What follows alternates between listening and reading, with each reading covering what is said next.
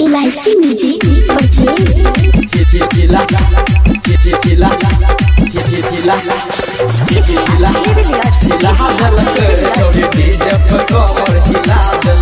छोड़ी border lipstick लगा के एलईडी जब छौड़ी नाचे ना छोड़ी बॉर्डर लिपस्टिक लगा के एलईडी जब छौड़ी नाचे आ डीजे वाला के छौड़ी मना लेलकै हिला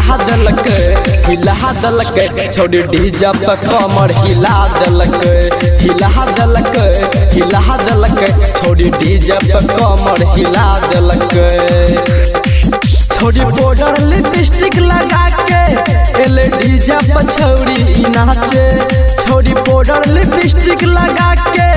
एलईडी जब छौड़ी नाचे आ डीजे वाला के छौड़ी मना लेलकै हिला दलकै छोड़ी डीजे पे कमर हिला दलकै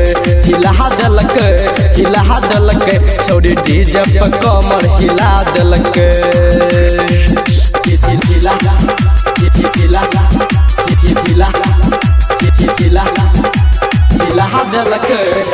छोड़ी डीजे पे कमर हिला दलकै छोड़ी डीजे पे कमर हिला दलकै नाचे में छौड़ी पूरे मगन छे छोड़ी के डीजे गणेश पवन छे नाचे में छौड़ी पूरे मगन छे छोड़ी के डीजे गणेश पवन छे मन में आस लगा के एलईडी जब छौड़ी नाचे मन में आस लगा के एलईडी जब छौड़ी नाचे डीजे वाला के छौड़ी मना लेलकै हिला दलकै छोड़ी डीजे पे कमर हिला दलकै छोड़ी डीजे पे कमर हिला दलकै